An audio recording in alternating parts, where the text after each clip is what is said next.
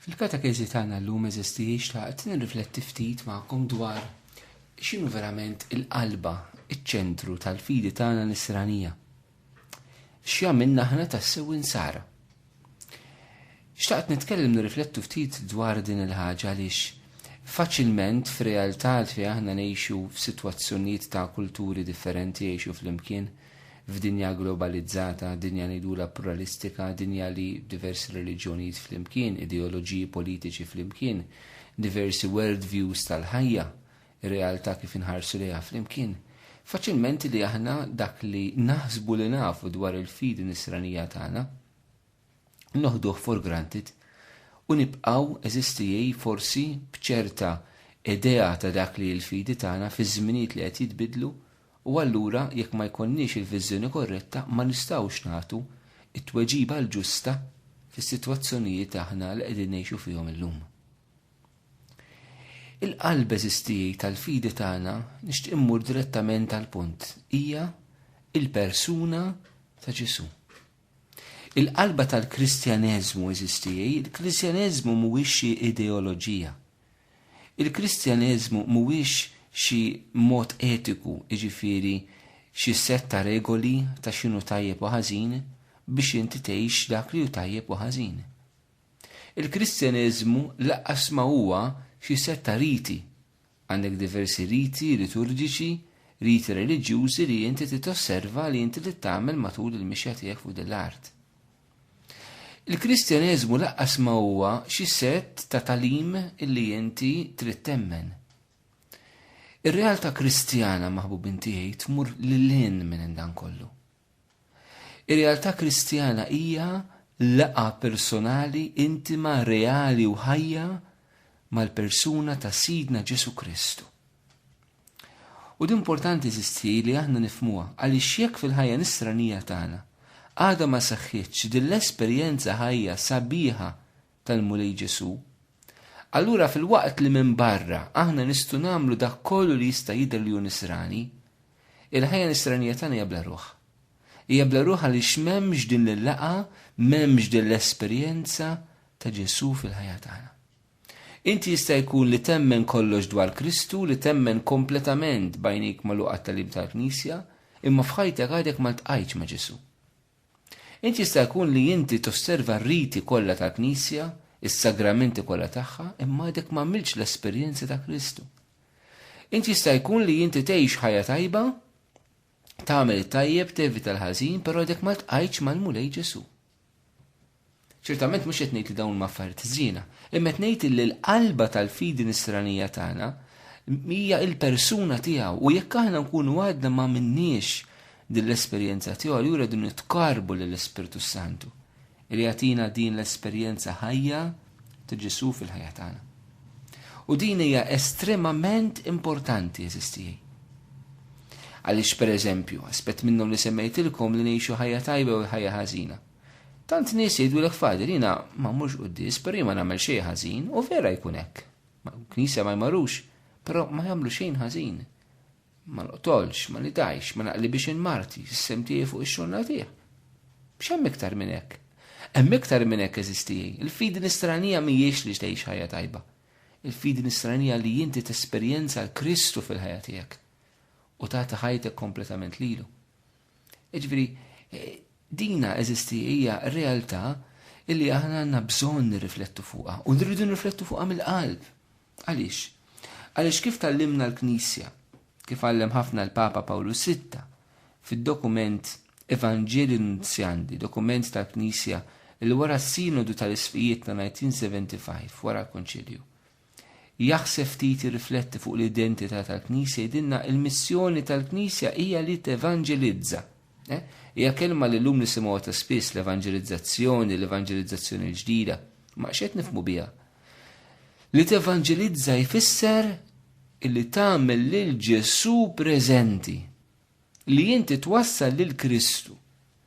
Marija hija l-istilla tal-evanġelizzazzjoni, l-kewkba tal-evanġelizzazzjoni, il-mara li tevanġelizza per eċċellenza li xi dik li tatna l-persuna tal-mulej Ġesu fil-ħajja tagħna bħala bnedmin, bħala umanità, bħala Knisja. U Marija tibqa' diklar waħda li anka fi żminijietna bid-delitt tagħha bl-interventi tagħha fl-istorja tal-Knisja hija l-iktar waħda li tibqa' tevanġelizza li twasslilna lil Kristu illi tressaqna qlib tiegħu.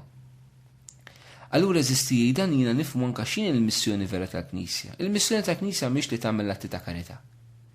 Il-missjoni tal-Knisja mhix li toqgħod tiċċanfar in-nies meta jgħixu ħażin u tgħidilhom biex jgħixu tajjeb. Il-missjoni tal-Knisja mhix li titkellem kontra l-inġustizzi. Ċertament daw kollha tagħmilhom, imma tagħmilhom ma' raġuni wisq iktar profonda. Tagħmilhom sabiex f'dan kollu hija twassal lil Kristu li llibera l-bniedem li jagħtih id-dinjità vera tiegħu jeħilsu mid-dnub u jtih il-qawwa li jgħix fl-imħabba. Allura eżistijaj, dak kollu li tagħmel il-Knisja, anke fl-aspetti materjali, soċjali, kull dimensjoni tal-ħajja fis-soċjetà, kollha joħorġu minn din il-laqgħa profonda ma' Ġesu. Eżistijaj, il-fidi nisranija, anke f'kuntest ta' reliġjonijiet differenti hija l-unika li torbotna ma' Kristu, li ġifieri torbotna mal-figura ċentrali ta' dik il-fidi. Fundaturi ta' reliġjoni oħrajn ma jorbtux il-dawk li jimxu warahom magħhom mal-persuna tagħhom. Imma aħna Kristu jorbotna mal-persuna tiegħu għaliex hu Alla. U allura eżisti aħna rridu nistaqsu hekk jiena kemm qed niltaqa' ma' Ġesu. Darba f'San Ġwan kapitlu 12 imorru xi Griegi illi isibu lill-apostli, partikolarment l-Endri, jgħidulu rridu naraw lil Ġesu. Il-Papa Giovanni Paolo II eżistijaj, fitra li kiteb fil-bidu ta' dan il-millenju li ġib l-isem fil-bidu tal-millenju ġdid, propju jmur lura li din is-silta mill-Evanġelu u sabiex jipproponija mill-ġdid illum lid-dinja u lill-Knisja. U qed jgħidilna isma' il-Knisja llum m'għandix xi programm pastorali ġdid, imma l-programm tagħha huwa dak li kien minn dejjem li tgħin in-nies jarfu, iħobbu u jaqdu l-Kristu. Dik eżistijaj hija verament il-qalba tal-fidi tagħna, li nara fil-Ġesu, li nħobb lil Ġesu u li naqdi lil mulej Ġesu. Din ix-xewqa eżistijaj nixtieqkom verament nemnu li qiegħda hemmhekk f'kull bniedem. Kull bniedem huwa mxenna li jiltaqa' ma' Kristu fil-ħajja tiegħu anke jekk ma jafx li huwa lil Ġesu li qed ifittex. Anke jekk mhux konxu lil Kristu huwa jrid, imma lil Kristu qiegħed ifittex. Kull bniedem hemm dik ix-xewqa, hemm dik l-ispark divina għal mulej Ġesu. U aħna din iridu nemnuha. Aħna din iridu narawha bħala l-opportunità li teżisti fil-bniedem stess li qed ifittex il-Kristu. Il-bniedem li jħoss ċertu vojt fil-ħajja tiegħu. Il-bniedem li jista' jimla l-vojt fil-qalb tiegħu bid-droga, b'ħafna relazzjonijiet, bil-pornografija, bil-poter, bil-flus, b'tant affarijiet oħrajn. Imma fl-aħħar mill-aħħar il-qalb tiegħu tibqa' vojta għaliex Ġesu biss jista' jimlijielek. Għażis hija, għażis oħti. Anke inti tbejjiet kemm tbejjiet mill-Knisja, anke inti il-bot kemm inti il-bot minn Ġesu, l-mulej dejjem qiegħed hemm biex jilqek lura ħalli inti tkun tista' verament timla l-ħajja tiegħek bl-imħabba tiegħu. Eżistijaj. Din hija l-missjoni tagħna lkoll bħala Knisja f'dan il-millenju. Il-Knisja ma tix tagħmel xi proġetti ta' barra minn hawn, imma l-Knisja l-uniku proġett li għandha huwa l-proġett ta' Marija, u l-pjan ta' Marija li twassal in-nies li jiltaqgħu li jesperjenzaw il-Ġesu fil-ħajja tagħhom. Jekk bħala Knisja nagħmlu ħafna affarijiet oħrajn li ma jwaslux għal dan b'mod jew ieħor, allura qegħdin naħlu l-ħin, qegħdin naħlu riżorsi tagħna, qegħdin nitradixxu l-Kristu, qegħdin nitradixxu l-istess missjoni li aħna għandna.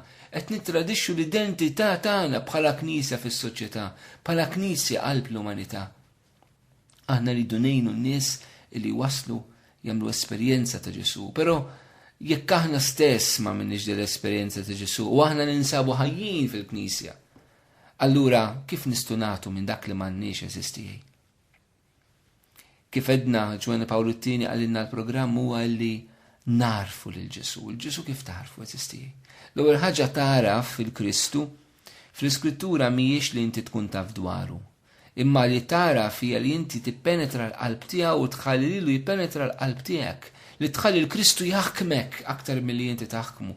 Kif jgħid San Pawl, Kristu ħataf lili, nross il-qudiem biex naħtaf lilu bħalma hu diġà ħataf lili. ċe nisrani vera u dak li ġi maħtuf minn dir-realtà tal-mulej Ġesu fil-ħajja tiegħu.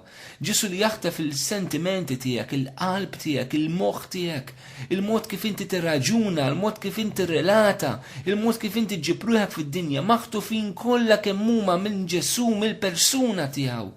U inti ssir taf eżis tiegħi fil-kelma talla, fl-iskrittura, il-kelma talla li mhix qed hemmhekk biex toqgħod tinformana dwar Ġesu. Imma l-kelma tal-eżisti li qedemmek sabiex l-inna tina tassum il-qalb niltaqaw mal-mulej Ġesu. Il-kelma talla kull darba li naqrawa li hija pritkata imxandra l-inna f'diversi ċirkustanzi issir laqa ħajja ma' Kristu. San Franġisk eżistijaj kellu ħafna dal-arfin illi huwa tiqra l-Vanġelu huwa Ġesu li qed ikellmu.